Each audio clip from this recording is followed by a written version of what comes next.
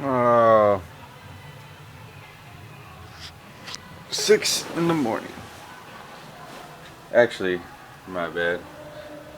7:03 a.m. And we're in San Francisco. And this is what you hear across the entire city. Beyonce! It's a beautiful morning though. Wow.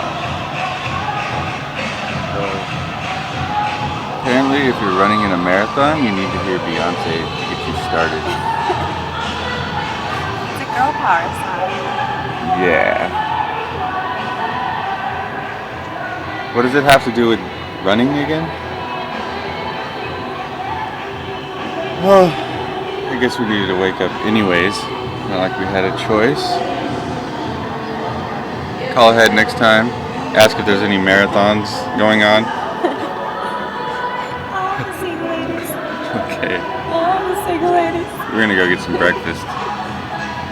Since we can't sleep, obviously, because there's some kind of embedded stereo system in San Francisco that resonates Beyonce's voice throughout the whole city. It's pretty cool that the whole city doesn't care if like Beyonce's. I don't think anyone has a say.